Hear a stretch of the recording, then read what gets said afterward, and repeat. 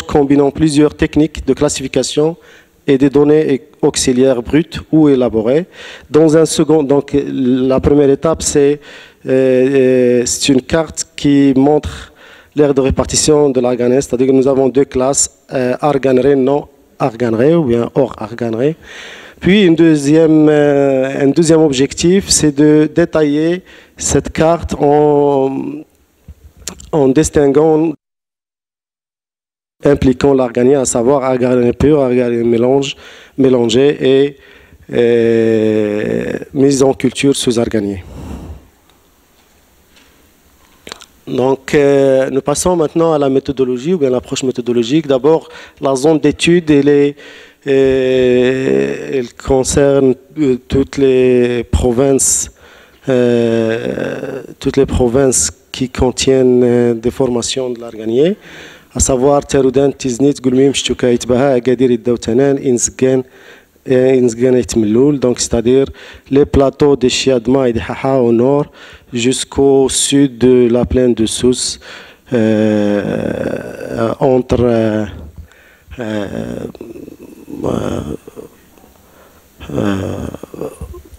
vers l'anti-atlas. Donc ici, c'est les données. Nous avons utilisé 10 images spot 5, 10 mètres de résolution, de traitement 1.1 qui ont été fournies dans le cadre du programme ISIS, incitation à l'utilisation scientifique de l'imagerie spot. Les images s'étalent de 2007 à 2011 et ils ont été tous enregistrés entre mi-juin et mi-août pour éviter toute influence de la strate herbacée qui pourrait gêner le processus de classification. Donc, les images s'étalent entre 2007 et 2011. Donc, nous savons tous que les changements qui peuvent se produire entre 2007 et 2011, c'est peu à travers la bibliographie et ça n'influencerait pas la précision de la cartographie que nous sommes en train d'élaborer. Et aussi pourquoi 4 ans, un intervalle de 4 ans. Donc c'est parce qu'il y a des fois on a de mauvaises prises de scène et on était obligé de reculer la date de prise de choix des scènes des images utilisées pour la cartographie. Nous avons utilisé pour la classification des new canaux, bien de nouvelles données qui ont été élaborées. Par exemple, nous avons utilisé l'ACP pour résumer l'information, éliminer le bruit qui existe dans les images enregistrées. Nous avons utilisé aussi l'NDVI qui est peu efficace dans la cartographie des zones sèches de la végétation en milieu aride, bien qu'il reste utile pour identifier les formations denses, par exemple quand il s'agit de mélange entre chien vert et entre le Touya et l'arganier. Puis nous avons utilisé le Tsavi qui est un indice Transformed Soil Adjusted Vegetation Index, qui est un indice adapté aux zones arides et qui minimise l'effet de brillance du sol sur la signature spectrale de végétation. Et il se base sur une régression statistique entre la bande R et la bande infrarouge, la bande rouge et la bande infrarouge pour obtenir la droite des sols et par conséquent les paramètres A et B nécessaires à son calcul. Nous avons utilisé aussi comme données auxiliaires le modèle numérique de terrain issu des images Aster, qui est un modèle numérique à 30 mètres de résolution et que nous avons mesuré son exactitude qui est de l'ordre de 10 mètres. Donc il a été utilisé à la fois pour l'orthorectification des images satellites et aussi dans le processus de classification quand on veut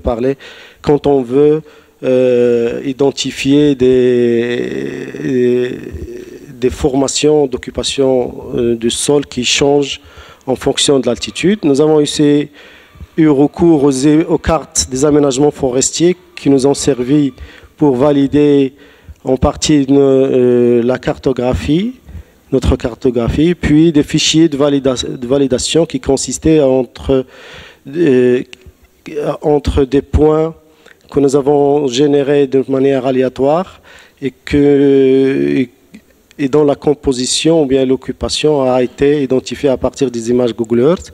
Et un deuxième échantillon, c'est des points que nous sommes partis rechercher sur le terrain à partir des points, à l'aide des GPS pour identifier l'occupation du sol. Donc l'approche de classification consiste en trois classifications. La première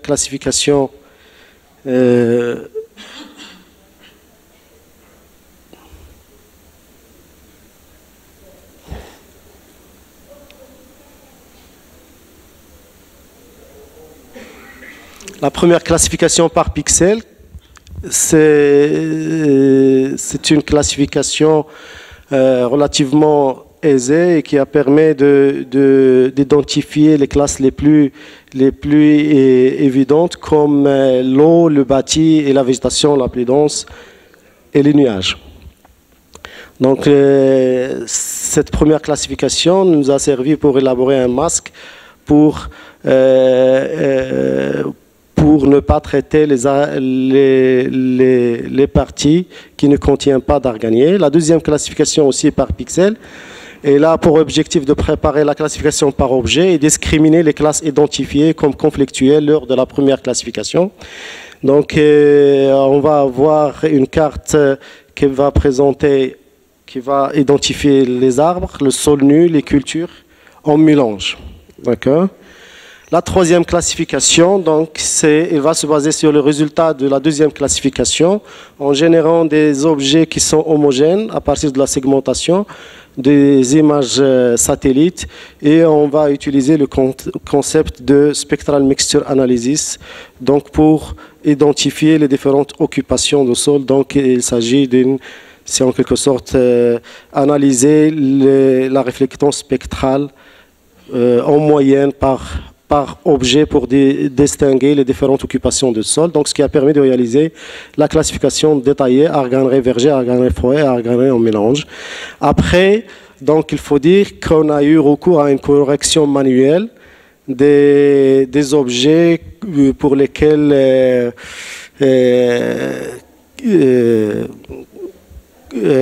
la classification n'a pas été correcte. Donc nous avons passé les images une à une en revue pour les corriger, particulièrement les zones les plus hétérogènes ou marginales déterminées durant la campagne du terrain ou durant le processus de classification.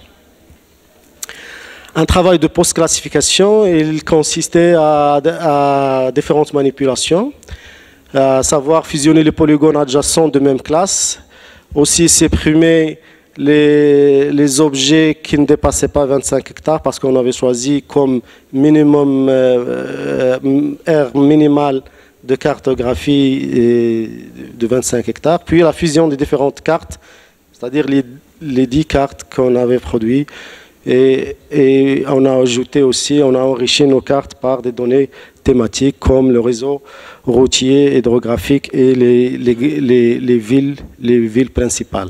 Donc comme résultat, donc, la carte qu'on a produite, c'est celle-là. Et il distingue 3 classes, arganerie pure, arganerie en mélange, puis les mises en culture sous arganier.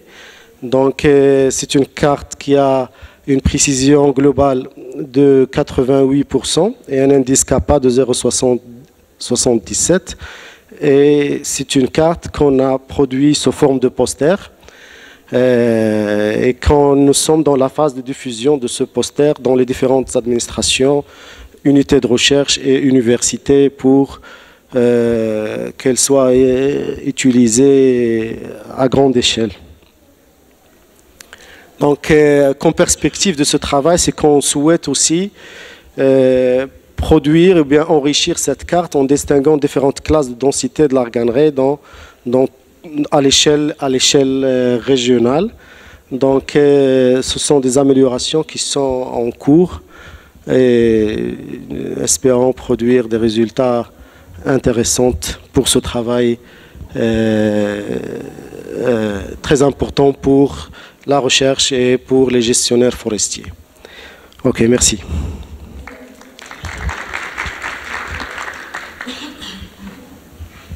Donc, sans tarder, on va laisser donc, les discussions vers la fin.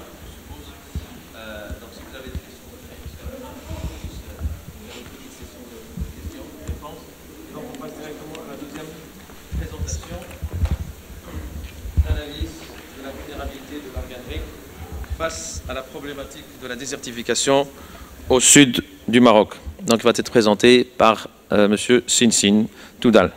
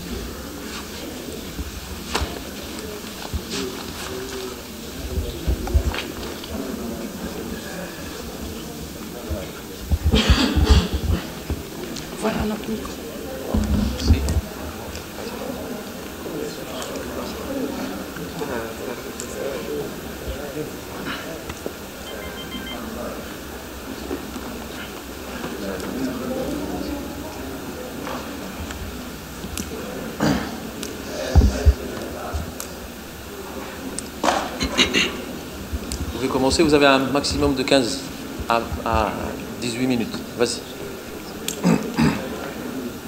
Monsieur le Président, honorables membres du jury, bonjour. Assistance.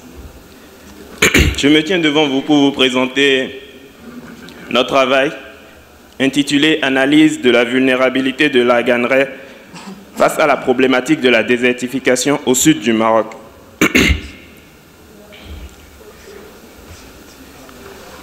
Je commencerai d'abord par parler de la désertification d'une manière générale. Je présenterai les causes et les conséquences de cette dernière, surtout dans le contexte marocain qui est le nôtre. En effet, la désertification est un problème inhérent au Maroc. Ce territoire est très sensible à la désertification. Cette désertification augmente dès lors que l'on passe de l'ouest vers l'est et du nord vers le sud. Mais quand on parle de la désertification, c'est la dégradation des terres dans les zones notamment arides, semi-arides et subhumides sèches principalement. On sait que 93% du territoire marocain est sous climat aride et semi-aride. La désertification est causée par la combinaison des facteurs climatiques et des facteurs humains. Au nombre des facteurs climatiques, nous avons principalement la sécheresse et plus récemment les changements climatiques. Parmi les facteurs humains, nous avons la croissance démographique, le défrichement, l'agriculture intensive, le surpâturage et les prélèvements excessifs d'argan. Comme conséquence, nous avons principalement la destruction du couvert végétal, l'érosion, notamment hydrique, les eaux rurales, les catastrophes naturelles, principalement les inondations, la baisse de la productivité et la pauvreté. Quelles solutions pouvons-nous donc apporter à cette désertification? Pour cela, nous devons d'abord, dans un premier temps, évaluer l'ampleur de ce phénomène au sud du Maroc, où l'aridité est très importante. C'est dans ce cadre que s'inscrit notre travail, dont les objectifs sont les suivants. Évaluer l'état actuel des occupations du sol dans les différentes zones homogènes du sud du Maroc. Déterminer la zone la plus vulnérable à la désertification. Et enfin, analyser la dynamique des occupations du sol au niveau de cette zone. Cette étude s'est basée sur les 8 zones homogènes délimitées par le Haut Commissariat aux eaux et forêts dans le panel CD de 2013. Nous avons considéré comme faisant partie du sud du Maroc les 4 zones suivantes: la zone saharienne, la zone prédésertique, la zone de l'Arganeraie et la zone de plateau et la zone de plaine et plateau nord-atlantique. La zone saharienne est caractérisée par un bioclimat saharien, des sols peu évolués, victimes surtout de l'érosion éolienne et destinés principalement au parcours extensif. La zone prédésertique, quant à elle, est caractérisée par un bioclimat saharien aride. Les sols sont peu évolués avec des affleurements rocheux importants. Ces sols sont destinés au parcours extensif et aux aménagements sylvopastoraux principalement. La zone de l'Arganeraie est sous bioclimat semi-aride. Les sols sont peu évolués à profond. Ils sont destinés au parcours, à la forêt et aux aménagements sylvopastoraux. On note également la présence de cultures intensives à quelques endroits. La zone de plaine et plateau nord-atlantique, quant à elle, est caractérisée par un bioclimat semi-aride à aride. Les sols sont peu évolués, sont peu profonds à profonds.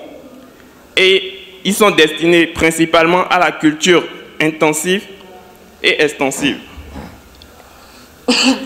La méthodologie que nous avons suivie s'articule autour des 5 points suivants.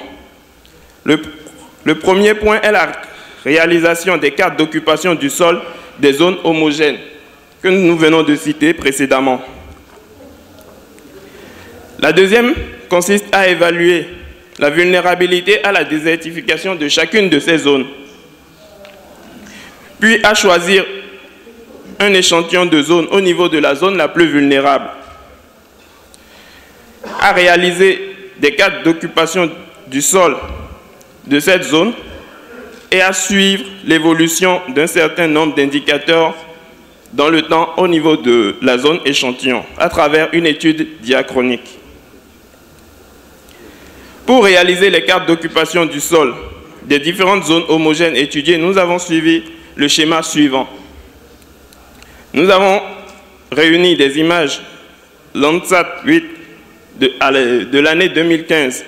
Nous les avons traitées en assemblant les bandes, en corrigeant cette image, en la mosaïquant et en extrayant la zone d'étude.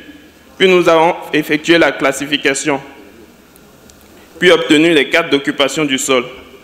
Les classes que nous avons choisies sont les suivantes: la forêt, le mentoral, les parcours et sols nus, les terrains de culture, l'arboriculture, les agglomérations ou zones urbaines et les corps d'eau.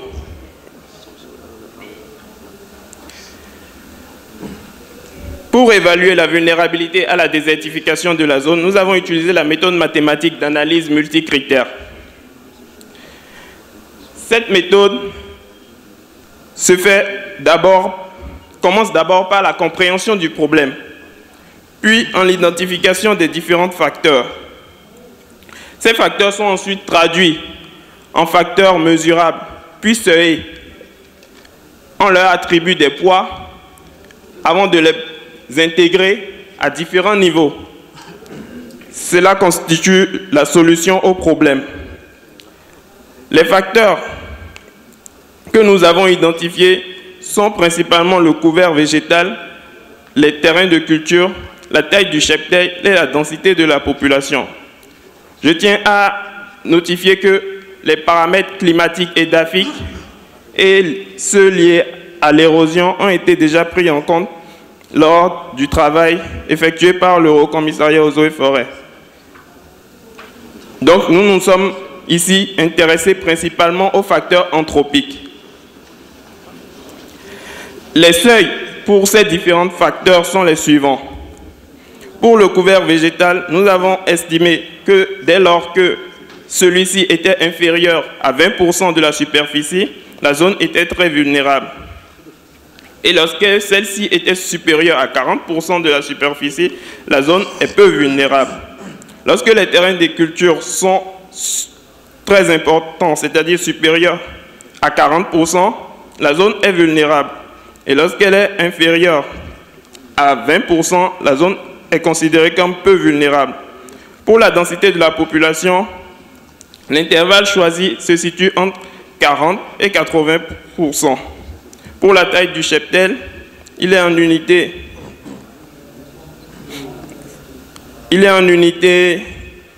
De petit bétail par hectare. Nous avons estimé que dès lors que cette valeur est située entre 1 et 1,5, la zone était moyennement vulnérable. Et lorsqu'elle était supérieure à 1,5, la zone est vulnérable. Et lorsqu'elle est inférieure à 1, la zone est peu vulnérable. Nous avons donc pu, pour chacune des 4 zones considérées comme faisant partie du sud du Maroc, identifier les degrés de vulnérabilité.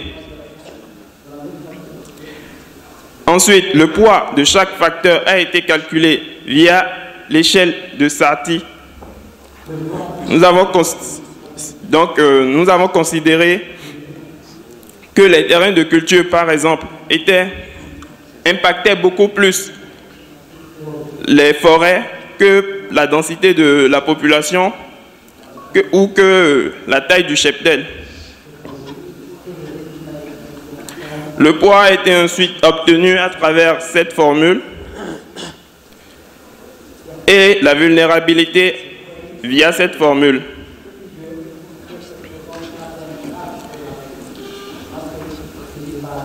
Nous avons donc obtenu les 4 d'occupation du sol de chacune des zones et nous avons constaté au niveau de la zone saharienne qu'il y avait une proportion très importante de parcours et de sol nu. Et la zone était peu recouverte de couvert végétal. La zone prédésertique, quant à elle, était recouverte principalement de parcours et de sol nu. Et même remarque, très peu de couvert végétal. La zone de la Ganeraie, quant à elle, présentait du couvert végétal sur plus de 50% de sa superficie. L'arboriculture était assez importante. Et au niveau de la zone de plaine et plateau nord-atlantique, le couvert végétal était aussi assez important. Il recouvrait 40% de la superficie. Et comme nous l'avons notifié précédemment, c'est une zone où les cultures étaient assez importantes. Donc, cela se répercute ici à travers une proportion assez importante de terrains de culture. La vulnérabilité a donc été calculée et nous avons obtenu des valeurs comprises entre 0 et 1, avec la valeur 1 étant l'équilibre et la valeur 0 étant considérée comme le stade de dégradation extrême. Nous avons donc constaté que la zone de la Ganeraie était la zone la plus vulnérable parmi les 8 zones. Ainsi, pour mieux comprendre la dynamique des occupations du sol au niveau de cette zone, nous avons choisi une zone échantillon.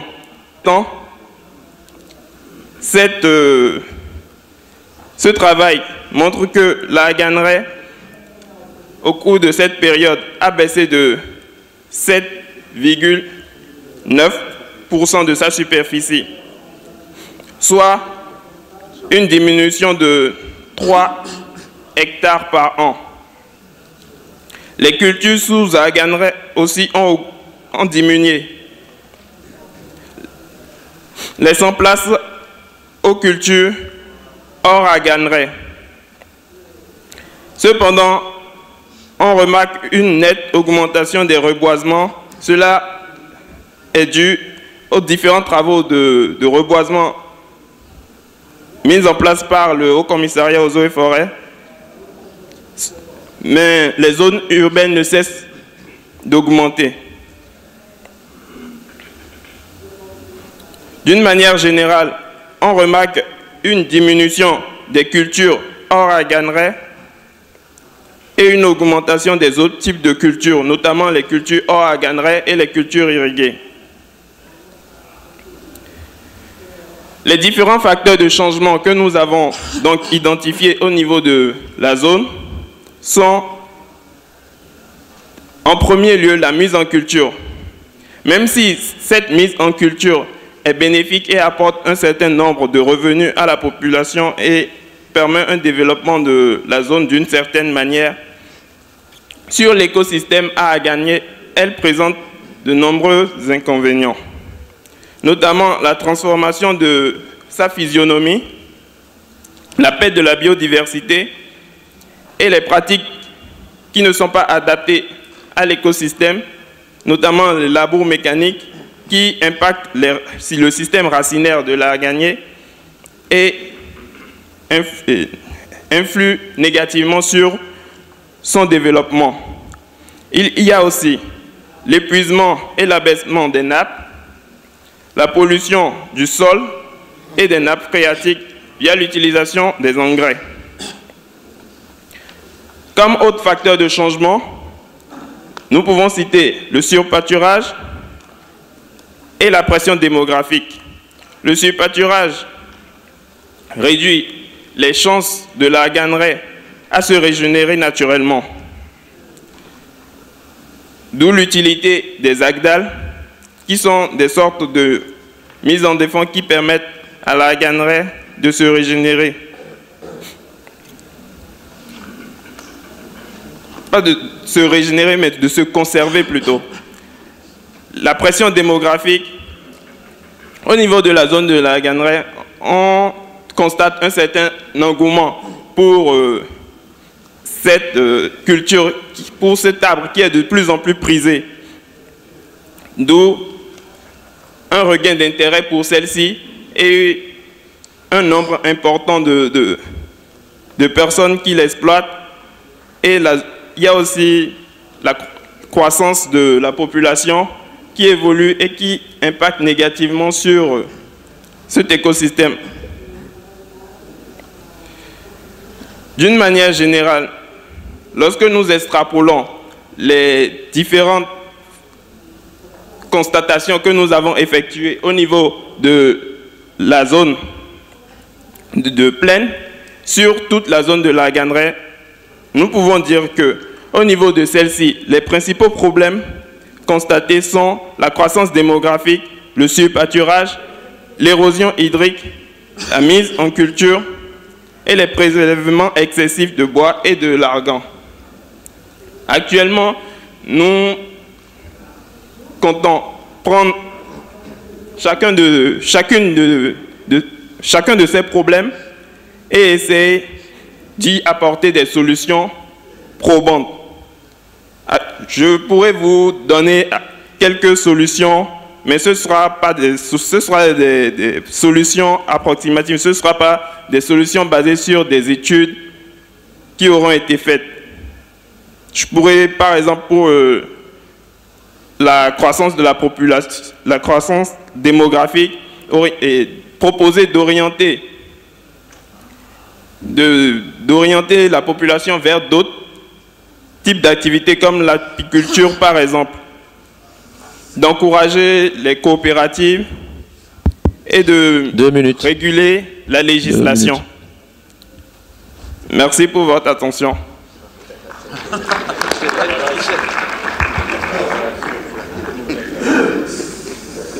Voilà, merci Monsieur Sensin.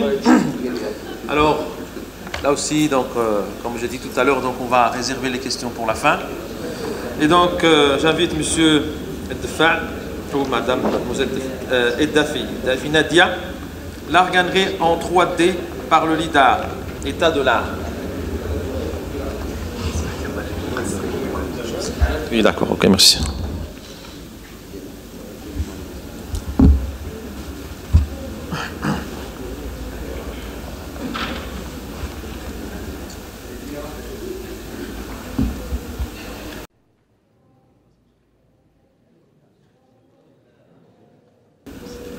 Donc, l'arcanerie en 3D par le lidar état de l'art est tel l'intitulé de ma présentation, qui s'articulera autour des axes suivants. Donc, avant d'entamer les différentes méthodes d'extraction de l'information qui concernent la forêt, il s'avère opportun de commencer par rappeler l'intérêt de l'étude de la structure 3D des forêts, notamment l'arcanerie.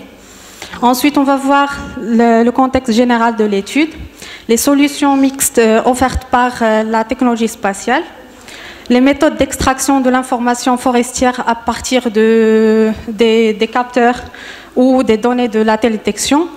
Et enfin, on va voir l'apport de chaque capteur dans la caractérisation de la structure forestière. Donc, comme vous savez tous, la forêt, c'est un milieu complexe composé d'arbres, d'arbustes et de plantes. Ces arbres, arbustes et plantes colonisent l'étage et interagissent entre eux. Cette interaction, normalement, elle doit être définie pour plusieurs raisons, notamment pour savoir les processus écologiques naturels de l'arbre ou carrément du peuplement. Ici, je note la détection des trouées qui permet de renseigner sur le processus de la déforestation et la régénération, l'étude de la dynamique de mortalité, régénération, de dégradation, d'ouverture ou de fermeture des milieux, et ainsi le stockage et le flux de carbone et la biodiversité végétale de la forêt. En plus, la définition ou la caractérisation de la structure 3D de la forêt permet d'avoir une idée sur l'impact des facteurs, que ce soit environnementaux, humains ou climatiques, sur la structure forestière. Elle permet aussi de garantir une prévention des risques, car on savait tous que les caractéristiques d'arbres, les caractéristiques surtout verticales de l'arbre, permet de définir quel type qui est combustible ou non par rapport aux autres arbres. Donc les méthodes de caractérisation verticale de l'arbre utilisées actuellement sont des méthodes conventionnelles basées sur l'inventaire forestier fait d'une manière très traditionnelle. Donc ces inventaires sont caractérisés par une lourdeur en termes de temps, de coût et demandent une expertise humaine très importante. Donc ces choses-là nous amène à une réalité ou à une situation où les enquêtes sur terrain sont peu fréquentes. Elles s'étendent sur des petits secteurs géographiques et elles sont difficiles à accéder ou à mettre en œuvre pour les forêts éloignées. Donc pour contrecarrer ou pour caractériser la distribution verticale et la distribution horizontale de la structure forestière, on va opter pour des solutions qui sont offertes par ce qu'on appelle la télédétection ou la technologie spatiale. Donc dans la littérature, nous avons trouvé qu'on a trois grands types de capteurs spatiaux. Il y en a l'image optique. Alors là, soit l'image multispectrale ou l'image hyperspectrale. On a aussi les systèmes radars qui fonctionnent dans la partie micro-ondes du spectre électromagnétique, au-delà des régions visibles et infrarouges thermiques. Et la troisième technique, c'est ce qu'on appelle le LIDAR, Light Detection and Ranging. C'est un capteur actif qui permet, par la mesure de temps de propagation aller-retour du rayonnement lumineux, émis par un laser, permet de déterminer la position exacte de l'arbre et la distance entre la cible et le capteur. ou l'émetteur. Donc, que ce soit image radar, image optique ou LIDAR, les méthodes permettant de caractériser, de faire la reconnaissance des arbres sont basées soit sur des critères intrinsèques, là on parle de forme, de proportion, architecture ou taille de l'arbre, soit sur la couleur du feuillage. La couleur du feuillage permet de caractériser le type de l'arbre, soit sur des critères contextuels. Là, on parle de haute écologie ou sénécologie. Donc, les différentes approches de caractérisation du couvert végétaux sont conditionnées ou dépendent du degré de détail recherché, c'est-à-dire est-ce qu'on veut caractériser l'arbre ou le peuplement, soit sur le type des données utilisées. Donc, pour le dernier cas, c'est-à-dire le type de données utilisées, on va voir quelles sont les méthodes qu'on a trouvées dans la littérature pour le traitement des données, que ce soit LIDAR, radar ou optique. Donc, on va commencer par le système passif. Donc, dans le système passif, on a deux grandes méthodes. Il y en a ceux qui sont basés sur l'analyse de la texture et ceux basés sur la détection des arbres individuels sur des images à très haute résolution spatiale. Donc, l'analyse de texture, soit texture du premier ordre, semi-variogramme, matrice de co-occurrence ou approche fréquentielle, détection des primitives, morphologie mathématique. Pour la détection des arbres individuels sur les images très haute résolution spatiale, donc on a soit maxima locaux, approche de contour, approche objet ou approche probabiliste.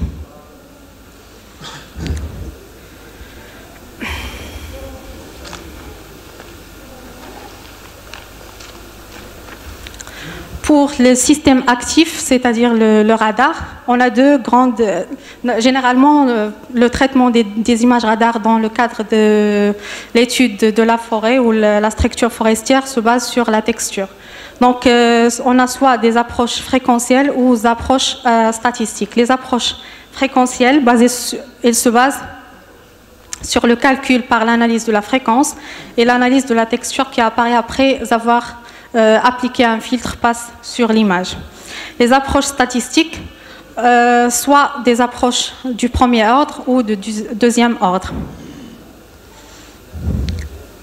Donc pour le LIDAR, qui est un système qui se base sur la mesure de temps qui s'écoule entre l'émission et la réception de l'impulsion par le capteur.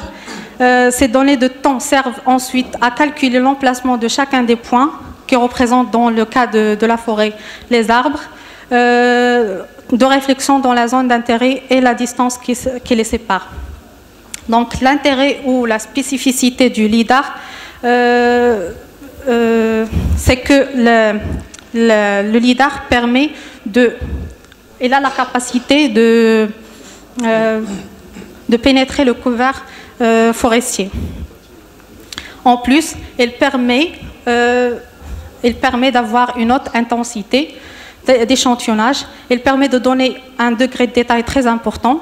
Les superficies couvertes par les données LIDAR sont importantes. Il a la capacité de pénétrer, comme je dirais, le couvert, de pénétrer au-dessus de la couche supérieure de la canopée, et il permet une meilleure géolocalisation de l'information. Donc, à partir de ces points qui font la force du système LIDAR, on peut dire déjà que les systèmes LIDAR représentent des outils ou un outil très précieux pour l'évaluation de la structure, que ce soit horizontale ou verticale, de la forêt. Donc, pour le traitement des données LIDAR, on a deux grands types, soit ceux basés sur le nuage de points direct, ou ceux basés sur l'analyse de ce qu'on appelle le modèle numérique d'élévation, ou dans le cas de la forêt, modèle numérique de canopée. Donc pour la première méthode qui est basée sur le modèle numérique de la canopée, le processus est comme suit. On a un nuage de points LIDAR qu'on doit convertir en modèle numérique de canopée. Ce modèle numérique de canopée est après est lissé avec ce qu'on appelle les maximales au coût. Après, on doit segmenter ce modèle numérique de canopée à travers les différentes méthodes qui se trouvent dans la littérature, notamment les méthodes basées sur la classification d'images numériques ou les méthodes basées sur la morphologie mathématique, etc. Donc, après avoir segmenté le modèle numérique de canopée, on peut avoir un résultat qui représente la caractérisation par arbre à partir de ces points. Et on peut avoir les couronnes individuelles des arbres. Donc les couronnes individuelles des arbres représentent bien sûr les arbres détectés par les données LIDAR. La deuxième méthode, c'est l'analyse statistique des points bruts LIDAR. Cette méthode est très importante par rapport à l'ancienne méthode parce que à l'autre méthode qui est basée sur le modèle numérique de canopée. Pourquoi? Parce que l'analyse à partir de modèle numérique de canopée est conditionnée par la qualité de son modèle. Donc on doit bien travailler le modèle numérique de canopée pour avoir une meilleure caractérisation ou une meilleure extraction des paramètres forestières. Donc cette méthode elle est basée sur des données LIDAR brutes, bien sûr. Le principe c'est un découpage horizontal des données LIDAR sous forme de canaux unitaires d'analyse et on utilise ce qu'on appelle histogramme, profil vertical, plus des statistiques, notamment l'auteur moyenne, l'auteur maximum, mode de la hauteur, etc. Donc pour l'apport de chaque méthode qu'on vient de citer, on trouve que pour l'image optique, elle permet premièrement la distinction entre les étendues boisées et non boisées, c'est-à-dire une caractérisation verticale, horizontale de la forêt. Elle permet aussi de déligner les cimes individuelles, identifier les espèces et leur regroupement par peuplement forestier. Elle permet aussi de donner des informations ou des informations sur le diamètre des couronnes, le taux de couverture, l'indice foliaire et la fraction de rayonnement photosynthétiquement actif absorbé. Mais le problème ici, c'est qu'il ne renseigne pas sur le sous-sol, le sous-bois et la végétation basse située à l'ombre de la canopée.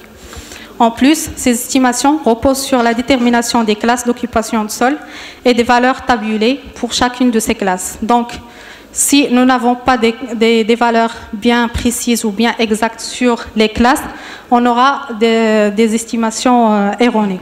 Donc, comme résultat ou appréciation de la méthode de l'utilisation des systèmes passifs, donc on peut dire que cette méthode est peu précise et les résultats dans la littérature confirment que ces résultats varient d'une étude à une autre. Pour les systèmes radars, on peut, le résultat de traitement des données radars permet la séparation entre les types de forêts et l'estimation des hauteurs de canopée. Et ici, encore une fois, le signal radar doit être calibré en utilisant des mesures de terrain qui représentent la variabilité de la zone étudiée. Donc, le recours au relevé de terrain est toujours présent ou essentiel pour avoir des résultats probants à travers la méthode du radar. Par contre, l'utilisation des LIDAR permet de savoir ou permet de donner des informations à l'échelle de la placette, à l'échelle de l'arbre et à l'échelle de la placette et l'arbre. À l'échelle de la placette, on peut avoir la hauteur de la canopée, la hauteur de la végétation arbustive, la biomasse, nombre de tiges et à l'échelle de l'arbre, on peut avoir la position exacte de l'arbre, sa hauteur, la hauteur de sa cime, le diamètre de la couronne, la biomasse. Et pour et à l'échelle de la placette et l'arbre, on peut avoir le taux de couverture de la masse volumique. Donc, à partir de là, on peut dire que mesurer la structure interne des peuplements forestiers est possible à travers les lidars, en garantissant aussi une meilleure extraction des caractéristiques physiques de la forêt et sans avoir recours à des mesures in situ pour la calibration. Donc, pour finir, je vous présente les résultats d'une étude faite par le FP Innovations en partenariat avec le TUMBIC et le ministère des Richesses naturelles de l'Ontario, qui disent que la comparaison entre les volumes pour les deux types d'inventaire, c'est-à-dire inventaire forestier traditionnel et inventaire amélioré par la technologie LIDAR, la comparaison des volumes par rapport au volume réel récolté et mesuré a démontré que l'inventaire effectué par le LIDAR donne ou reflète plus précisément le volume réel récolté. Les estimations aussi dérivées des données LIDAR présentaient une différence moyenne absolue d'environ 5%, alors que par l'inventaire traditionnel, il représente 15%. L'analyse a également indiqué une économie substantielle sur le coût d'approvisionnement lorsque les forestiers établissent leur plan de récolte sur les données provenant du LIDAR. Donc cette précision permet entre autres de réduire les coûts de production et d'augmenter les valeurs ou la valeur des produits transformés. Et merci pour votre attention. Merci. Bien dans le temps. Alors, la présentation suivante, c'est M. Ouvar. Elle s'intitule « L'arganerie confrontée à la dynamique des espaces bâtis dans la commune d'Aourir, apport de la télédétection et analyse spatio-temporelle ». À vous la parole. Désolé pour... Donc, je répète. Donc la présentation, c'est l'arganerie confrontée à la dynamique des espaces bâtis dans la commune d'Aourir, rapport de la télédétection, analyse spatio-temporelle. Merci.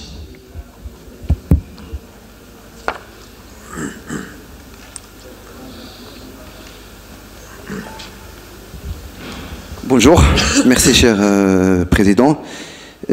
Ma présentation s'intitule « L'arganerie confrontée à la dynamique des espaces bâtis dans la commune d'Aourir ». C'est un travail qui est toujours en cours suite à la difficulté des traitements d'images satellitales. En fait, durant les 30 dernières années, on voit que les villes moyennes marocaines ont été caractérisées par une croissance démographique très accélérée, conduisant à l'accélération d'un phénomène d'extension périurbaine. Et la commune d'Aourir, qui est une commune périurbaine d'Agadir, il se trouve au nord de l'ouest d'Agadir, avec cette dynamique spatiale engendrant des effets vraiment néfastes sur les paysages d'écosystèmes arganerés. Il a ainsi progressivement évolué vers un espace caractérisé par la multiplication des bâtiments et l'extension des activités liées au tourisme. Tandis que la forêt d'Arganie, qui traditionnellement approvisionne la commune en produits de consommation, bois, huile d'argan et différents produits issus de l'arganerie, ne cesse pas de reculer. Cette concurrence entre les produits d'arganerie et les nouvelles activités liées au tourisme et à la proximité des espaces littoraux a engendré vraiment de nouveaux enjeux qui expliquent la forte spéculation sur le foncier périurbain de la zone, qui est une réserve, vraiment une réserve foncière pour les grands spéculateurs de la région. La zone, pour la localisation de la zone, c'est la commune d'Aourir qui se trouve, qui fait partie de la région de Souss-Massa, province d'Agadir et Taoutanane. C'est une commune qui a été créée en 1992 et qui réunit les villages d'Aourir, Tamraght, Emouiki et Assersif et Alma. Sa superficie est environ de 14 400 hectares, dont 75% de zones montagnardes et 25% comme zone du plein. Cette commune, elle a fait l'objet d'aménagements importants et elle subit une extension des zones urbaines et une intensification agricole suite aux cultures irriguées et surtout les cultures du bananier. Pour caractériser cette dynamique spatiale accélérée, nous avons opté pour une démarche méthodologique traditionnelle au niveau de la télédétection spatiale. Nous avons essayé de délimiter la zone d'Aourir et là je peux dire qu'il y a beaucoup de découpage administratif qui circule et qui est faux. Il y a un découpage administratif qui circule partout et c'est faux parce que nous avons opté pour une délimitation de la commune d'Aourig et c'était vraiment très très difficile. C'est parce qu'il y a beaucoup de conflits entre les communes voisines et ça influence le découpage administratif de beaucoup de communes limitrophes de la zone d'Agadir. Nous avons utilisé les images Landsat de mars 1988, les images aussi de Landsat ETM d'avril 2005, par une extraction des imagettes de la zone d'étude, après une correction géométrique de l'image à image par le logiciel INVI, et ensuite une segmentation et une classification dirigée par l'approche de l'algorithme maximal de vraisemblance. Et après, on a essayé de superposer les deux imagettes pour pouvoir mise en place d'un état de référence d'occupation de sol actuel et ensuite une étude diachronique du paysage de la commune d'Aourir pour pouvoir dire qu'il y a un changement, il y a une régression ou une progression de la commune d'Aourir. Ici, la délimitation de la zone par les images Landsat ETM 2005 et l'image de TM de 1988.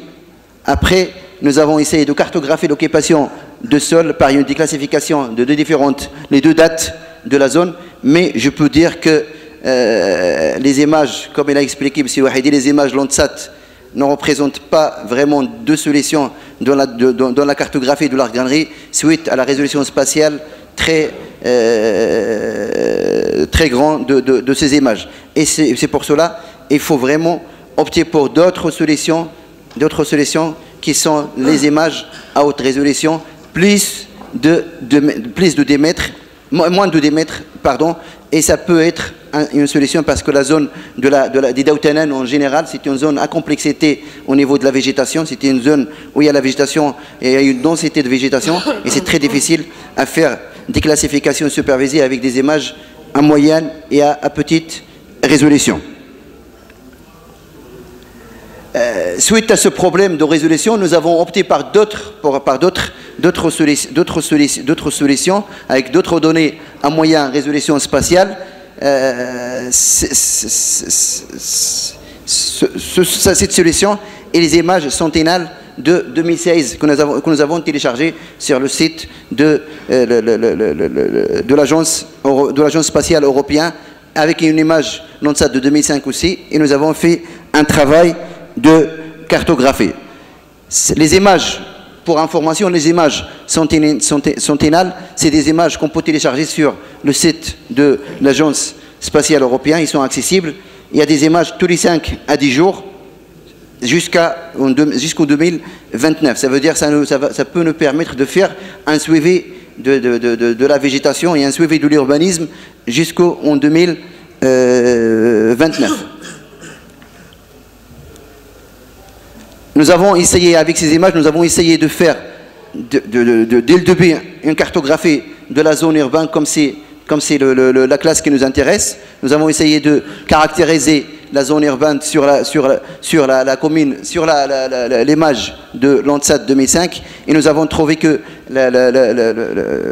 l'urbain représente à peu près 3,68%, soit environ 530 hectares en 2005, et en 2016, sur l'image centennale, nous avons trouvé que l'urbain représente à peu près 4,38% de la commune, soit 630 hectares à peu près de la zone. Ce qui veut dire ce qui veut dire qu'il y a une évolution, ou bien une progression de la zone de l'extension urbaine à environ à peu près 100 hectares, en 11 ans. Quand on voit la superficie de la commune, on peut dire que c'est petit, c'est vraiment petit, 100 hectares en 11 ans, c'est petit, mais vu la concentration de l'urbanisme au centre d'Aourir, c'est très important. Et cela est dû vraiment au projet touristique et à la périphérique d'Agadir, et le centre d'Aourir en particulier prend une nouvelle dimension. Cela s'explique aussi par quelques photos qui déterminent vraiment cette extension urbaine au détriment de la forêt. On voit que l'extension urbaine sur les pentes et déforme les reliefs et déforme aussi les paysages d'Arganré et provoque l'érosion des sols, ce qui perturbe l'écosystème d'Arganré. Et ça, ce qui nous intéresse, c'est vraiment, c'est pas l'Arganré en tant qu'arbre, mais en général, c'est les paysages Arganré et l'écosystème Arganré qui est aujourd'hui vraiment en difficulté. La deuxième photo, on voit qu'il y a un étalement urbain qui joue un rôle central dans les changements de la biodiversité en raison de la perte d'habitat. C'est contribuer en fait à la mise en danger des espaces animaux et végétaux de la zone Arganré. Parce qu'en fait, l'extension urbaine vers les pentes fouille la végétation et fouille les animaux qui sont des composantes importantes dans l'écosystème Arganré. On a aussi quelques images qui montrent une dynamique spatiale très accélérée engendre des effets néfastes sur la nature, comme c'est le cas de Ouad Tamraght et le Ouad Assersif. On connaît très bien que le Ouad Assersif et le Ouad Tamraght, ce sont des éléments, des éléments très importants dans l'écosystème Arganré, et chaque perturbation de ces écosystèmes influence et impacte vraiment l'écosystème Arganré en gros. Sur les images de Google Earth, nous avons essayé de voir un peu comment caractériser ce changement, cette accélération, cette extension urbaine, et nous avons trouvé que malgré qu'il y ait une extension urbaine, il n'y a pas vraiment une atteinte aux arbres d'Arganré. Pas beaucoup, mais il n'y a pas beaucoup d'atteinte aux arbres d'Arganré, parce que sur l'image de 2015 et l'image de 2003, nous avons vu que les différents arbres qui ont été localisés en 2003 et sont restés en 2015, sauf quelques petites pieds d'arbres qui n'influencent pas la superficie et la densité en général de l'Arganré. Voilà un autre exemple de l'Arganré. Comme résultat, on peut dire que c'est vraiment il est impossible d'utiliser les images Landsat dans la zone de relief. Il est possible d'utiliser les images Sentinelle pour l'urbain comme solution, aujourd'hui comme solution pour extraire déjà la classe urbaine qui porte atteinte dans différentes autres zones comme la zone d'admin à la forêt d'Argani. Il est impossible aussi d'utiliser les images Google Earth pour une analyse diachronique, vu qu'ils ne sont pas du même capteur, et vu aussi que les images raster ce sont des mosaïques de différentes images, et là il est impossible de faire des études diachroniques à partir des images Google Earth. Il y a une nécessité aussi de déposer d'un moins d'une image avec un géoréférencement précis, peut-être des images à haute résolution, par exemple les images Iconos ou bien des images Pléiades. Ce résultat peut contribuer à une réflexion prospective pour les projets territoriaux qui doivent répondre aux enjeux des zones à forte pression d'urbanisation comme la zone d'Aourir, et à la place de la forêt et la protection de l'environnement dans la planification et la gestion territoriale.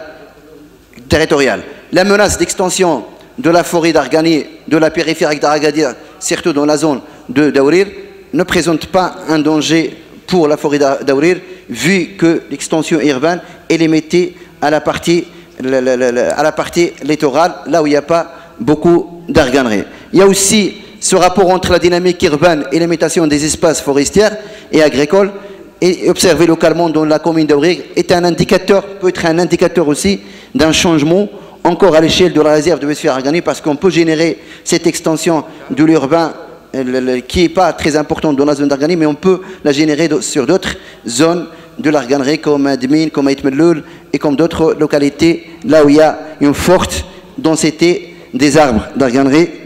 Et merci pour votre attention. Merci. Bien, donc la dernière communication pour cette séance va être présentée par M. Al-Aribi Saïd, intitulée « Les mutations socio-spatiales de l'Arganerie, état des lieux et mesures de restauration cas de la commune de la Qria ». Merci.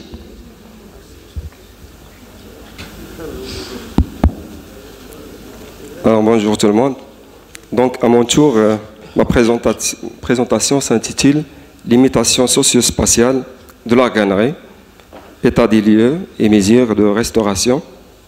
Donc, l'étude a été réalisée dans la commune territoriale de l'Aqlia.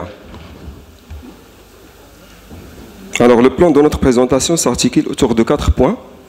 Une introduction et problématique, approche méthodologique, quelques résultats et discussions, et on terminera par une conclusion.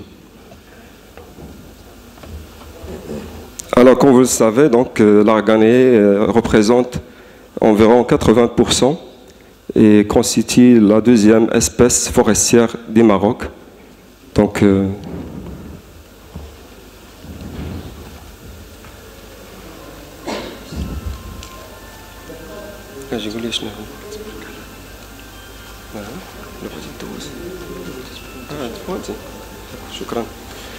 alors donc la problématique forestière d'une manière générale et particulièrement l'Arganerie. Donc globalement l'Arganerie souffre grossièrement de l'absence d'une pratique sylvicole et de gouvernance adaptée donc aux conditions actuelles du milieu, notamment comme vous le savez. Donc là c'est la répartition de l'Arganerie. Donc, il s'étale dans les bioclimats semi-arides, arides et sahariens, avec quelques représentations au niveau de la province Gulmim. Mais malheureusement, donc, vu un petit peu les dernières sécheresses qui ont suivi donc, au Maroc d'une manière générale et dans la zone, nous avons on peut dire que l'Arganerie se trouve actuellement dans ses limites écologiques. Donc, vous voyez donc un certain nombre de difficultés qui sont liées, donc, comme il a été évoqué tout à l'heure, à des facteurs humains et à des facteurs également environnementaux. Donc, notre étude, donc, elle concerne la commune de l'Aqlia. Donc, c'est une commune qui se situe au niveau de la province d'Ezgan Aït-Melloul. Donc, ici, c'est un travail qui est en cours également. Donc, il concerne un certain nombre de communes, aussi bien des communes au niveau de la plaine et également au niveau d'autres communes, au niveau de la montagne. Donc, ici, quelques résultats que nous allons présenter, sachant qu'il y a effectivement d'autres résultats qui peuvent être donc développés en cours de développement et qui seront présentés, Inch'Allah, incessamment. Donc, d'une manière très synthétique, 2 principaux axes concernent notre méthodologie. Il y a tout d'abord une analyse cartographique diachronique qui s'était basée essentiellement sur des données de l'inventaire forestier national qui ont été utilisées en 1986 et des données donc actualisées de 2014. Et également, il y a, pour un petit peu voir les aspects socio-économiques, nous avons réalisé un certain nombre d'ateliers participatifs au niveau d'un certain nombre de devoirs au niveau de la zone, au niveau de cette commune. Donc l'objectif primordial dans notre étude ici, c'est beaucoup plus, c'est ne pas présenter un petit peu la caractérisation de la végétation, mais beaucoup plus dresser un diagnostic d'imitation socio-économique et environnementale donc, dans cette commune-là.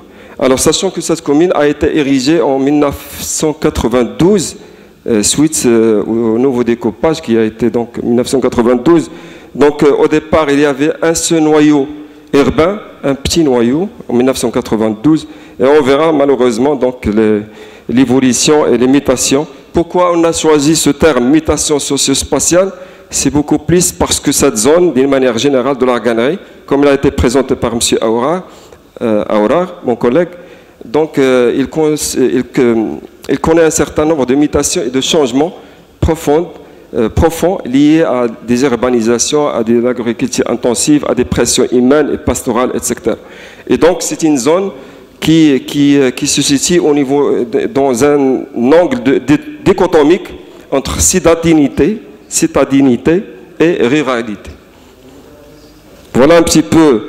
Je vais présenter ici quelques facteurs pour ne pas vraiment trop étaler, quelques aspects indicateurs de cette mutation et de cette socio-démographique et d'urbanisation. Alors, nous avons enregistré un taux d'accroissement qui est vraiment assez important, qui est alentour les plus 5,54%. Alors, pourquoi ce taux? À travers, donc, bien sûr, nos ateliers, etc., nos investigations sur le terrain, c'est avéré que cet accroissement est dû également à des flux migratoires suite au développement d'une agriculture intensive dans la zone. Nous avons rencontré également des gens d'autres villes du Maroc et qui sont venus s'installer au niveau de cette commune territoriale. Actuellement, c'est une commune entre parenthèses urbaine, parce qu'actuellement, avec la loi, on parle beaucoup plus de commune territoriale et non pas commune rurale ou commune urbaine. Alors, donc, nous avons rencontré des gens de Khnefra, Midet et d'autres villes du Maroc qui se sont venus s'installer et qui travaillent ici.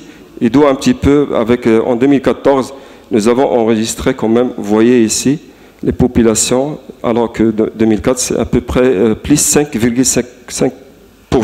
Alors, les prévisions en 2024, vous voyez un peu, si on utilise ce scénario de 5,1, on voit donc que c'est toujours cette augmentation. Et ça, malheureusement, c'est une commune qui était quasiment un espace forestier avec de l'arganerie et quelques reboisements.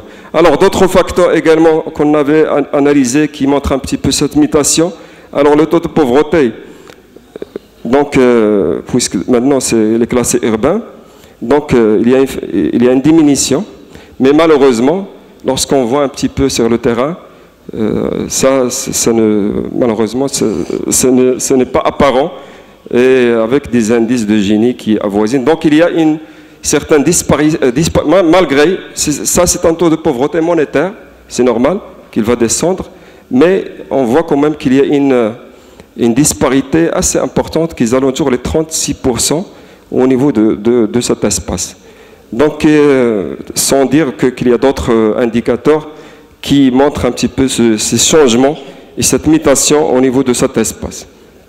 Là, c'est la carte d'occupation forestière. Là, c'est l'arganerie, vous voyez ici. Et là, c'est des reboisements. Ça, c'est selon la délimitation qui a été monté par le service, l'inventaire forestier national. Alors, ça c'est l'occupation non forestière. On voit ici quand même des étalements urbains. Là, c'est l'aéroport et une agriculture qui commence quand même à prendre de l'essor au détriment, malheureusement, des espaces forestiers. Et ceci est très apparent ici. Au niveau de cette dynamique, cette carte de changement, ou bien carte de mutation, on voit quand même des extensions agricoles qui sont ici au niveau de l'arganerie. Ça, c'est l'arganerie qui est en vert.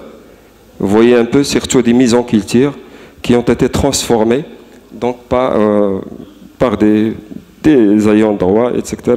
Au niveau de la zone, là, c'est des extensions urbaines, c'est-à-dire entre les deux périodes. Et là, c'est l'aéroport, etc. Alors, généralement, on peut développer un certain nombre d'indicateurs à travers cette étude diachronique. Nous avons une réduction de l'ordre de 183 hectares au niveau de ces 10 années, au niveau de cette commune, avec une extension agricole qui est alentour les 150 hectares, une urbanisation 40 hectares, et une dédensification de l'ordre de... C'est-à-dire nous avons passé de 200 arbres à l'hectare à actuellement aux alentours de 60 arbres à l'hectare. Vous voyez un peu cette dédensification, cette perte de la structure de l'arganet. Et ça, c'est un modèle qui peut être généralisé sur toute l'arganet. Nous avons vu tout à l'heure la commune d'El Aourir, et c'est le cas pratiquement dans toutes les communes. Et ça, c'est vraiment, il faut vraiment, ça c'est une problématique réaliste et malheureusement qui prend de l'essor au niveau de la... Ça c'est quelques photos, nous avons quelques autres photos, malheureusement, j'avais pas le temps pour vous montrer, et c'est vraiment d'autres photos qui sont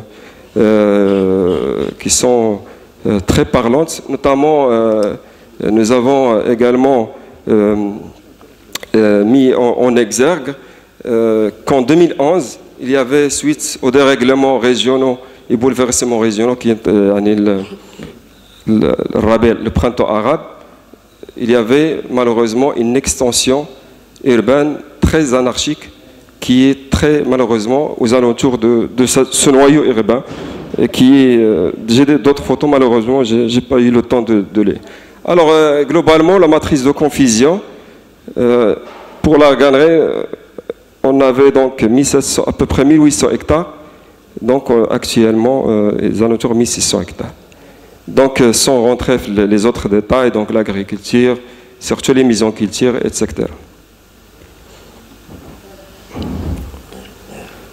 Alors donc pour les quelques mesures de restauration, donc on peut mettre tout et malheureusement il va falloir donc une nouvelle stratégie intégrée qui regroupe un petit peu l'ensemble des acteurs.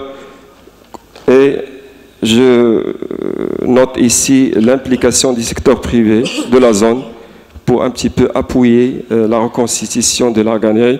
Il y a également le volet législatif qui est très important. Nous avons une législation qui date, qui malheureusement qui donne un droit d'usage élargi à l'Arganerie. Peut-être c'est l'occasion de revoir la refondation de cette loi. D'ailleurs, on a commencé heureusement par la loi de transhumance 113-13. Il va falloir également promulguer une autre loi pour les AGDEL, peut-être. Et donc, peut-être c'est l'occasion de revoir un petit peu. Voilà un petit peu en conclusion. Donc, c'est de la dégradation. Malheureusement, c'est une dynamique régressive. Il va falloir donc mettre tout le paquet pour inverser ces tendances. Et merci. Merci.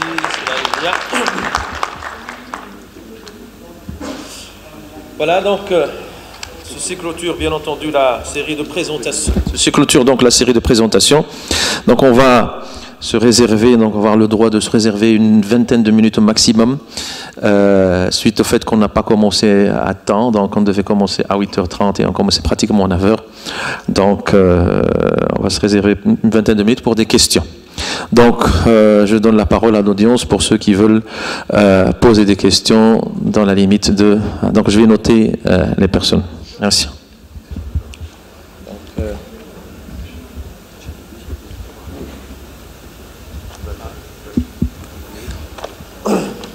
C'est...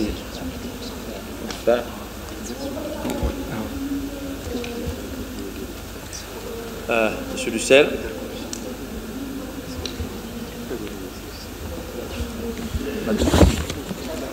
On va prendre la demoiselle. Mademoiselle. Gouda.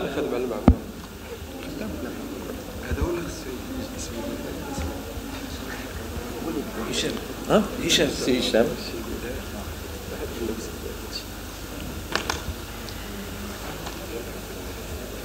Hassan. Une dernière question ici, donc je vais devoir choisir entre vous parce que le temps, on va voir si le temps va le permettre et on prendra une autre série de questions. Bon. Aïd,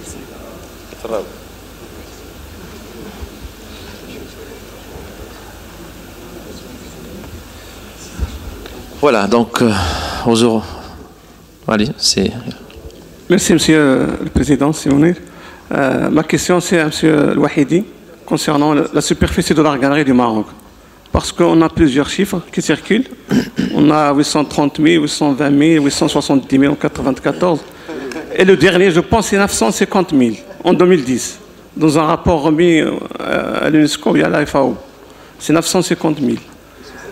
Est-ce que vous avez une idée sur la superficie précise à partir des images? Et une autre précision, c'est on ne peut pas parler d'Arganerie du Maroc sur le travail que vous avez présenté parce que vous n'avez pas travaillé sur les zones sahariennes parce que l'arganerie, comme vous l'avez présenté dans une carte de Mounier, il suit le cours d'eau. Et aussi, il y a une superficie au nord de Smara. Et aussi, quelques centaines d'hectares dans la zone de business. Donc, le travail que vous avez présenté, c'est l'arganerie du centre-ouest du Maroc. Merci. Merci. Donc, je continue avec Silwahidi. Une petite question. C'est juste une petite question. Vous avez donc utilisé les... pour essayer de valider un peu le travail. Oui. Donc, vous avez utilisé les études d'aménagement. Ça, on l'a vu dans la présentation, mais vous n'avez pas parlé des résultats de l'IFN, donc ceux des années 90-96, et la mise à jour qui se fait dernièrement. Je ne sais pas, est-ce que vous l'avez utilisé ou non? Donc ça, c'était juste une question. Une autre question à M. Sinsin. Donc, c'est relatif à une étude qu'il a présentée. Donc, une étude qu'il a présentée, où il a mis comme référence Toba 2006.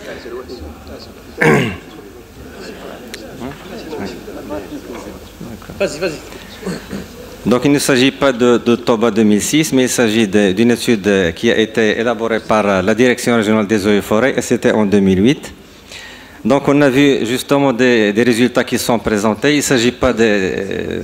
Bon, puisqu'ils ont été présentés, normalement, ça aurait dû être pour discuter ses propres résultats. Mais justement, donc, on n'a pas vu ces résultats relatifs à l'évolution du couvert forestier. Est-ce qu'il a... Bien sûr, il a régressé, mais donc, on n'a pas vu ces résultats-là. On a juste vu la discussion.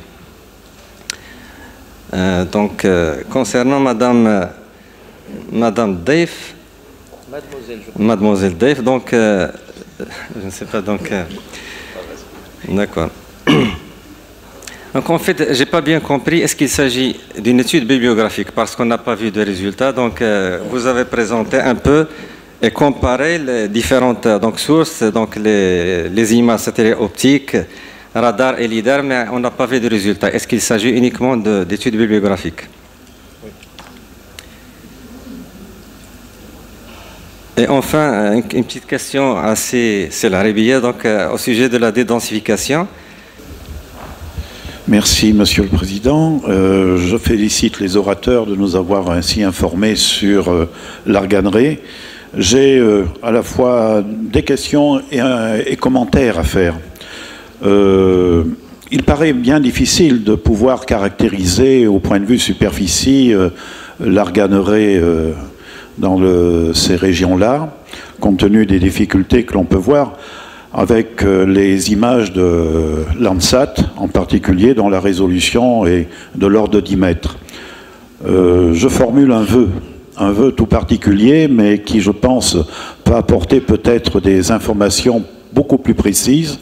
Je pense que peut-être, là je ne sais qui c'est qui va répondre, mais le satellite Mohamed VI devrait permettre d'avoir une meilleure réalisation de ces cartes et de pouvoir caractériser d'une façon beaucoup plus précise l'arganerie. C'est le vœu que je formule, mais je pense que vous en avez déjà certainement parlé entre vous. En ce qui, il m'est donné la parole, on a parlé de désertification tout à l'heure. Comme certains le savent, bon, ça fait une quarantaine d'années que je suis au Maroc. Ça fait plus de 20 ans que je vais dans la province de Tata en tant que coordinateur d'une ONG de lutte contre la désertification. Et comme j'ai la parole, je voudrais quand même dire un petit mot sur les problèmes qui se posent avec les cultures intensives, en particulier de pastèques, qui se font dans ces régions-là, au détriment de la nappe phréatique. Et naturellement, l'exploitation de l'eau prive les agriculteurs qui travaillent dans les oasis de pouvoir cultiver convenablement leurs terres et d'améliorer la productivité des palmiers dattiers. Donc là, oui, c'est un phénomène de désertification que l'extension de ces cultures de pastèques qu'on a connues déjà dans la région de Guelmine, dans la région de Zagora et maintenant dans la province de Tata. Ma dernière observation, c'est sur la densité de présence des arganiers. J'ai fait une étude il y a déjà une dizaine d'années, je crois, sur l'arganier qui m'avait été recommandée par la GTZ. Et effectivement, on parlait déjà de la diminution de la densité de plantation, 60 arbres à l'hectare, c'était le chiffre que j'avais retenu à l'époque, et ça c'est un vrai problème. On a la superficie, on dit 800 000 hectares, 830 000 hectares, je ne sais pas, je ne connais pas, hein, mais le problème de la densité, c'est vraiment un des problèmes cruciaux, car c'est à partir de la densité de plantation que l'on fait la production. Donc c'est un chiffre qui, je crois, doit être pris en considération. Je vous remercie. Merci, M. Nusser. Mademoiselle Houda. Merci, Monsieur le Président. Ma question, en fait, j'ai deux questions et une recommandation pour Monsieur Farid pour la première présentation. En fait, je vous remercie pour le sujet qui est très important, surtout qu'il y a un manque de données et ça va aider les chercheurs et les décideurs dans la prise de décision. Et surtout aussi que j'étais amenée à préparer une carte d'occupation du sol du Maroc, en fait de la région de Marrakech-Safi, et j'ai utilisé le MODIS pour Land Use Land Cover, et pratiquement pour tout le Maroc il n'y a pas de forêt, c'est pas considéré de forêt, juste en nord qu'il y a des evergreen broadleaf. Mais aussi, je comprends, ça dépend des définitions que vous avez déjà annoncées au début de votre présentation. Mais ça donne une idée que le Maroc, c'est vraiment un pays désertique, où il n'y a pas de forêt et qu'il n'y a pas une importance de la biodiversité. Au fait, pour les deux questions, je veux savoir comment vous avez pu différencier entre la réflectance de l'arganier et des autres espèces qui sont dans le même écosystème, pour vraiment déterminer si c'est un arganier pur ou mélangé avec d'autres espèces. Et la deuxième question, c'est pourquoi vous avez utilisé deux fois la classification par pixel? Est-ce qu'il y a entre la première et la deuxième une différence de résolution, ou parce que j'ai pas bien compris cette étape? En fait, et pour la recommandation, c'est vous pouvez par la suite publier ces résultats, ou peut-être vous pouvez travailler avec la CRTS qui diffuse les images satellitaires du Maroc. Peut-être les cartes peuvent être accessibles à tous les chercheurs, parce que jusqu'à maintenant, on ne travaille qu'avec les cartes de forêt de 2005 que vous avez citées. Et c'est à peu près 12 ans et c'est pas assez récent. Peut-être si vous, autant que centre de forestier, vous pouvez entrer en collaboration ou partenariat avec CRTS, ça sera intéressant pour les chercheurs. Merci. Merci, mademoiselle. Monsieur Hicham. Merci. Merci le Président. Merci à tous les représentateurs ici pour vos exposés qui sont parfaits. La présentation était parfaite, vraiment. Ma question à poser pour M. Awara, sur le paysage arganerie dans la région d'Aourir. Donc on sait que pour étudier un paysage, il faut donner quand même une topologie, une caractérisation des unités paysagères, des structures, puis de donner la dynamique, ou bien étudier la dynamique pour avoir enfin une étude d'ensemble, ou bien une vue d'ensemble. Donc la question qui se pose ici, quel est l'apport ou bien les retombées de la spéculation du bananier sur les terrasses fluviatiles de l'Oued Temracht, sur l'évolution, bien l'humanisation socio-économique et socio-spatiale de l'arganerie de la région d'études. Merci. Merci, c'est Hicham. C'est Hassan.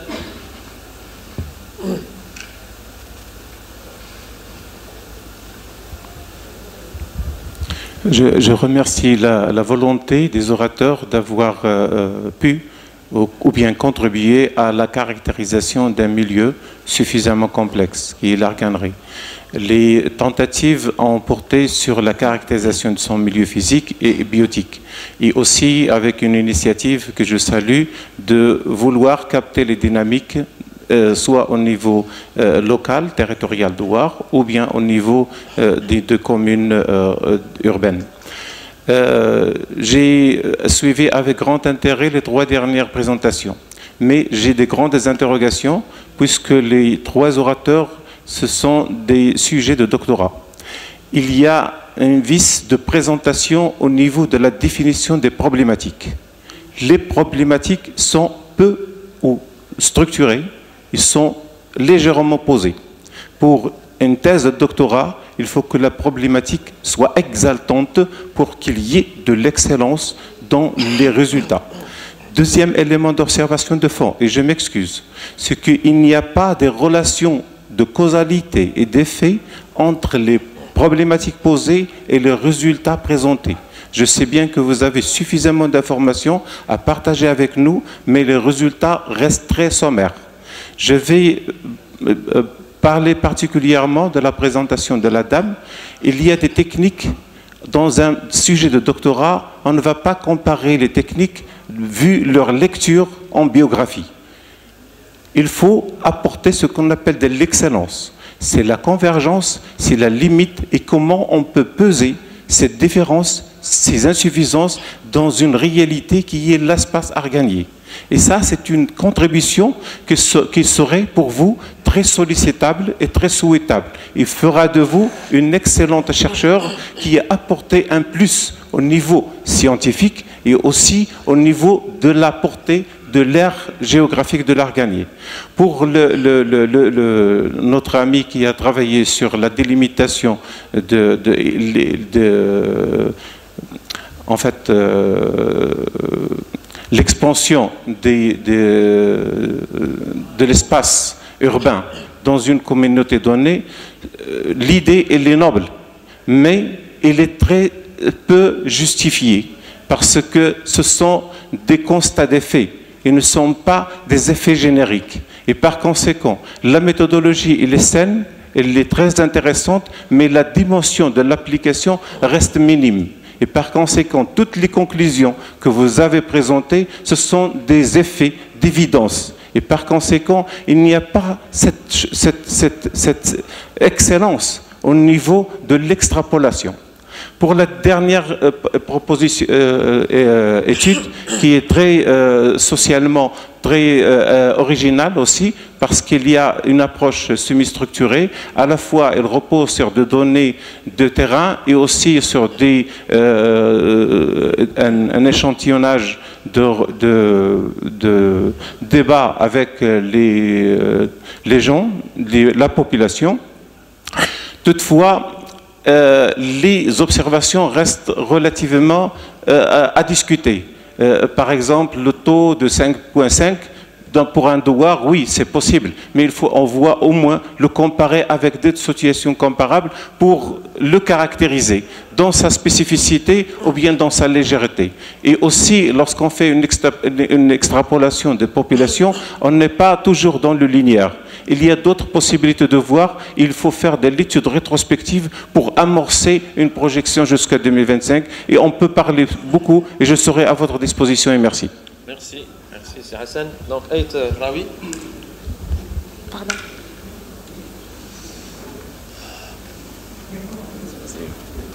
Bonjour tout le monde. Je vous remercie pour vos présentations. Les techniques géospatiales sont d'un grand intérêt. Ma première remarque, si vous le voulez, c'est pour M. Louahidi Farid, la nouvelle cartographie. Eh ben, je pense que vous avez opté pour l'imagerie spot, ou bien l'image spot 5, qui est d'une résolution de 10 mètres. Ceci veut dire qu'un pixel est de l'ordre de 10 mètres. Et comme on le sait, un objet, une arbre, grosso modo, normalement, on ne peut pas toujours la retrouver dans un seul pixel. Donc, normalement, ça peut être dans 4 pixels. Donc, ceci veut dire que, normalement, on devrait au moins opter pour une image spot de l'ordre de 5 mètres de résolution, pour au moins que ça serait que notre classification soit correcte. Je pense finalement, ça c'est mon point de vue. Et donc, votre indice kappa que vous avez signalé avec l'ordre de 88,33% serait un petit peu discutable. Concernant la présentation de mademoiselle Daïf Nadia, vous avez cité la technologie LIDAR. Oui, la technologie LIDAR est d'un grand intérêt, sauf que il faut qu'elle soit aéroportée. Donc, afin qu'elle nous donne de l'information sur les 3 dimensions, la hauteur, la largeur. Et donc, à partir de là, on peut faire, si vous voulez, un recensement. On peut géolocaliser les arbres, mais il nous reste un petit problème, c'est que on ne pourra pas différencier les différents types de végétation. Donc, on peut recenser les arbres larganiers, mais on aura le risque toujours d'une confusion avec le tuya ou bien avec les chênes, bien, je ne sais pas. Concernant la quatrième, celle de M. Aourar Mbark, je pense que l'utilisation de l'image multispectrale Landsat, avec des dates qui sont très anciennes, et même du point de vue résolution, ne va pas beaucoup apporter. Je ne sais pas finalement, je sais pas. Est-ce que c'est dû parce que le choix de l'image, il est dû à plusieurs facteurs. Ça, on le connaît. Ça rentre dans les encadres de coopération et d'autres choses. Mais je pense que même si on utilise cette image multispectrale, ça ne va pas nous donner grand chose. Et donc, on aura dû. Je pense que je suggère qu'une image Google Earth, une image Google Earth peut nous donner, parce que au moins on opte pour la résolution spatiale. Puisqu'on n'opte pas pour la résolution spectrale, on optera on travaillera manuellement. Si on travaille sur un échelle qui est réduit tel que la région d'Aourir, par exemple, et à propos d'Aourir, je ne sais pas pourquoi vous n'avez pas cité l'effet du projet balnéaire sur la Graneraie, étant donné que énormément d'arbres ont été arrachés. Merci à vous. Merci. Donc, c'est aux orateurs de nous éclairer sur les questions qui viennent d'être posées. Donc, à tour de rôle. Merci. Et donc, on commence par Farid El-Wahidi, la première présentation. Donc. Merci, Monsieur le Président. Je voudrais aussi remercier l'assistance pour l'intérêt qu'ils ont donné à cette communication sur la cartographie de l'Arganeraie. Je vais commencer par les premières questions de nos collègues. C'est Achor, c'est Shams.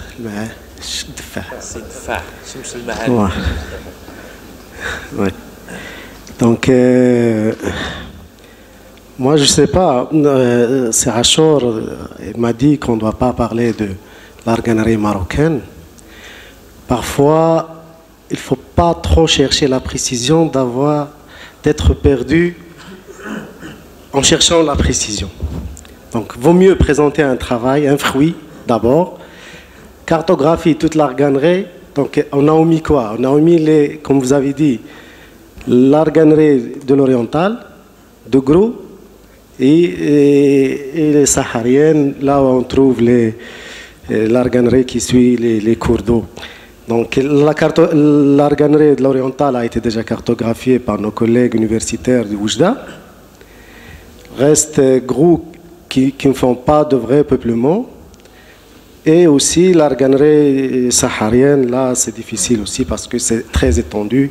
Il faut avoir le budget de l'Anzoua pour cartographier l'Arganeraie saharienne.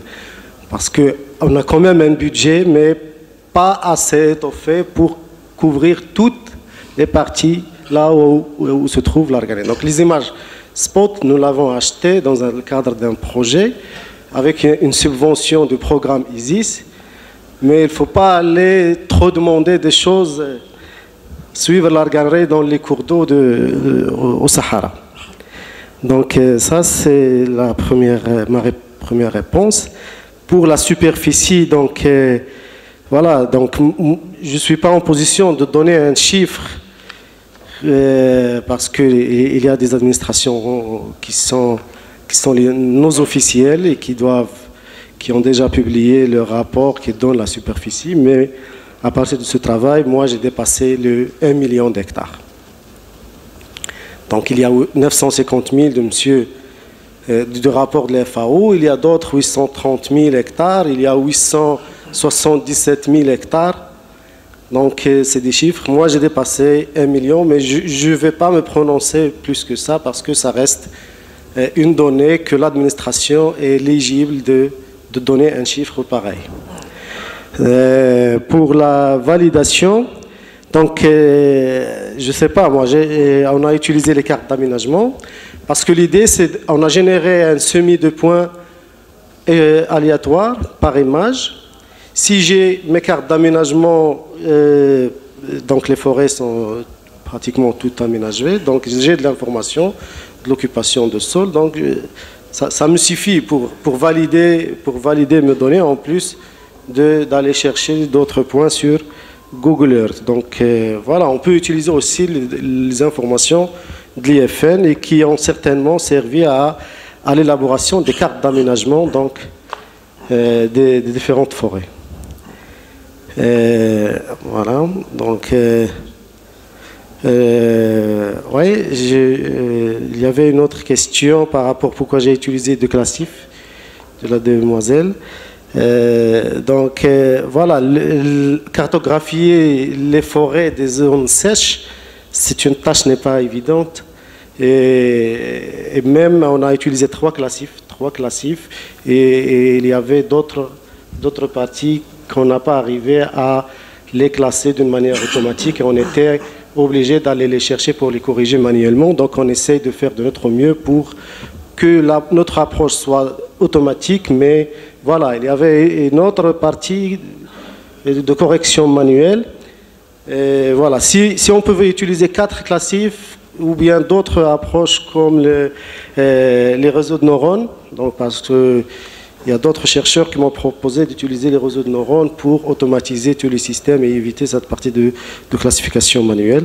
Mais deux classifications, donc on a utilisé la première classification pour isoler, faire un masque des classes qui sont évidentes, qui sont facilement identifiables, à part une classification ISO-data ou bien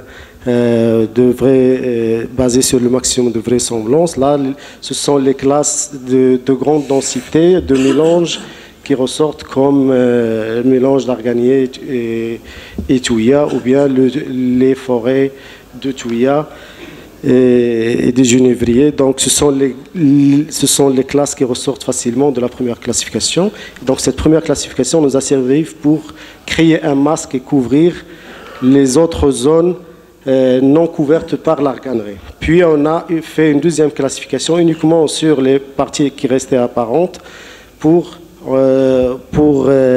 faire une classification qui identifie arbres, sol nu et culture, etc. Donc, puis on a utilisé une segmentation. Résumé, s'il vous plaît. Pardon. Oui, on a utilisé la partie de classification par segmentation, par objet, pour mesurer la réflectance en moyenne par objet et faire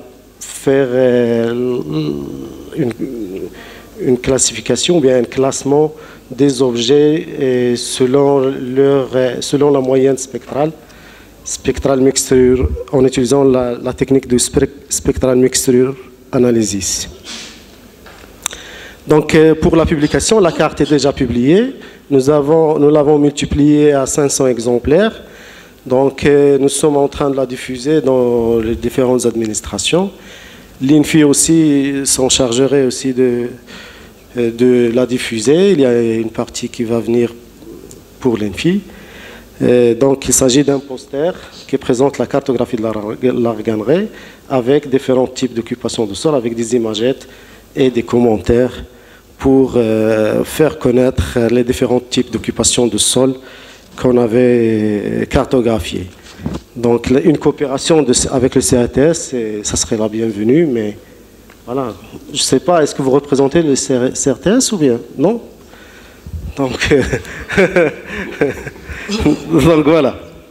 Ça va, donc je passe. Pour la dernière question, là c'est difficile. Quand on remet en cause un indice CAPA, ben, je ne sais pas, le monsieur ne s'est pas présenté. Donc, pourquoi vous mettez en cause un indice CAPA de 0,77? Je ne sais pas, est-ce que...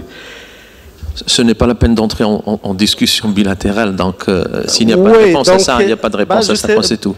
Oui, parce qu'une remise en cause... Donc on peut remettre en cause la présence de l'arganerie dans le sous-mais ça aussi. Ok, merci Monsieur le Président. Je passe.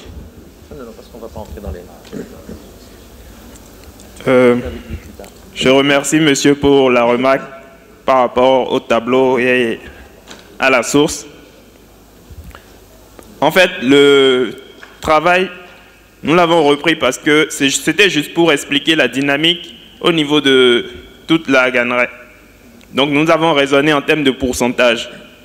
Étant donné que le travail a été effectué sur une période donnée qui équivaut à 37 ans, nous avons raisonné en termes de pourcentage tout au long de ces 37 ans pour voir un peu la diminution de la superficie par an. Cela a pu être extrapolé pour les années, pour tout type d'année et pour toute la zone. Donc c'est juste pour reprendre le travail et raisonner en termes de pourcentage. Je ne sais pas si... C'est bon. Mademoiselle.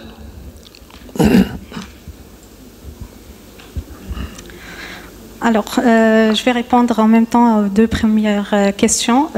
Donc, il s'agit, oui, en fait, il s'agit d'une étude bibliographique, une petite partie de l'étude bibliographique qui s'inscrit dans le cadre, comme je dirais, de mon projet de doctorat intitulé « La technologie LIDAR appliquée aux études forestières ». Donc, l'objectif ou la problématique qu'on traite, c'est on a constaté que les techniques d'inventaire forestier faites à la manière, faites traditionnellement, sont lourdes en termes de temps, de coûts et d'expertise humaine. C'est pour ça qu'on a pensé à utiliser les images ou la technologie spatiale, vu qu'elle offre une vision globale du territoire, pour alléger un peu le travail de terrain et minimiser les coûts de la réalisation des inventaires forestiers. Donc, dans un premier temps, nous avons vu qu'est-ce que va nous apporter chaque type de capteur offert par la technologie spatiale. C'est-à-dire, dans un premier temps, on a vu les capteurs optiques, les capteurs radar et les capteurs LIDAR. Et nous avons vu qu'en quoi les capteurs optiques sont limités par le fait qu'ils lorsqu'il y a de l'ombre, on ne peut pas détecter les arbres.